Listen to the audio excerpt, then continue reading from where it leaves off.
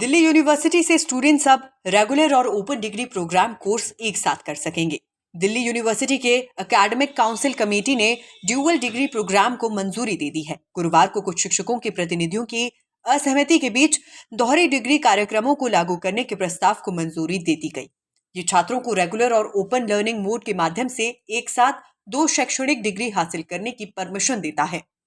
Counselling ने विपरीत परिस्थितियों का सामना करने वाले छात्रों के लिए स्पेशल मॉडरेशन के प्रावधान को भी मंजूरी दे दी है, जो निर्धारित समय में कोर्स पूरा करने की उनकी क्षमता में मुश्किल पैदा करती हैं। ऐसे छात्रों को पहले से लागू किसी भी ग्रेस मार्क के अलावा एक बचे हुए पेपर के लिए अधिकतम 10 अंकों की सीमा तक विशेष छूट दी जाएगी। जो छात्र कोरोना वायरस कोविड-19 की वजह से अपनी डिग्री पूरी नहीं कर पाए या परीक्षा में नहीं बैठ सके, दिल्ली यूनिवर्सिटी उन छात्रों को अपना कोर्स करने का एक स्पेशल मौका देगी। डीयू के विभागों और केंद्रों के शिक्षकों के लिए पदोन्नति दिशा निर्देश भी कुछ संशोधनों के साथ स्वीकार किए गए। इसके अलावा ग्रेजुएट और पोस्ट ग्रेजुएट लेवल आरक्षित सीटों पर नामांकित अनाथ बच्चों की ट्यूशन और हॉस्टल फीस पूरी तरह से माफ करने का प्रावधान किया गया है।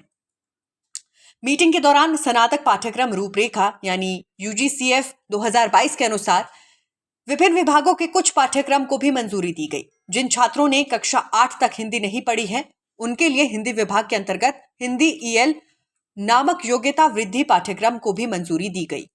अंडर ग्रेजुएट करिकुलम फ्रेमवर्क के तहत एकेडमिक सेशन 2022-23 अर्थशास्त्र विभाग के अंतर्गत 3 डीएसी पेपर्स को पाठ्यक्रम में शामिल करने की मंजूरी दी गई, जिनमें economic thoughts of doctor BR Ambedkar, अर्थव्यवस्था, राज्य और समाज और उत्पादन संबंध और वैश्वीकरण शामिल हैं।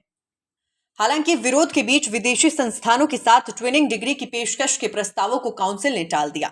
कुछ सदस्यों ने आपत्ति की और कहा कि इसमें अभी कुछ स्पष्ट नहीं है, इसे स्पष्टता के साथ अगली बैठक में विचार के लिए रखा जाएगा। एकेडमिक काउंसिल ने निर्वाचित सदस्य मिथुराजा दुसैया ने कहा कि जब हमने ट्विनिंग डिग्री कार्यक्रम का कड़ा विरोध किया तो विश्वविद्यालय को इस एजेंडे को वापस लेने के लिए मजबूर होना पड़ा। उन्होंने स्वीकार किया कि चर्चा के लिए ऐसी बैठक में रखे जाने से पहले इस मुद्दे पर होमवर्क करने की जरूरत है। काउंसिल के सदस्यों के एक वर्ग के विरोध के बाद परिषद ने स्वयं पोर्टल के माध्यम से 40% पाठ्यक्रमों को मैसिव ओपन ऑनलाइन पाठ्यक्रम के रूप में पेश करने के प्रस्ताव को भी स्थगित कर दिया। सहायक प्रोफेसर माया जॉन ने कहा कि इसी एजेंडा आइटम रणनीति योजना 2022-47 पर फिर से बुलाया जाएगा, क्योंकि इसके सदस्य ड्यू जैसे सार्वजनिक वित्त पोषित विश्वविद्यालय के लिए दीर्घकालिक योजना पर जल्दबाजी में निर्णय नहीं लेना चाहते थे। एकेडमिक काउंसिल के सदस्यों ने अन्य प्रस्तावों के अलावा विश्वविद्यालय विभाग के शिक्षकों की पदोन्नति के नियमों में बदलाव, CUET के माध्यम से एडमिशन में खामियों का भी विरोध किया। उन्होंने अन्य मुद्दों के अलावा एड फॉर टीचर के डिस्बर्समेंट, शिक्षकों के वेतन और सेवानिवृत्ति शिक्षकों की पेंशन जारी करने में देरी, एड हॉक कर्मचारियों को मातृत्व अवकाश देने से संबंधित चिंताएं उठाई।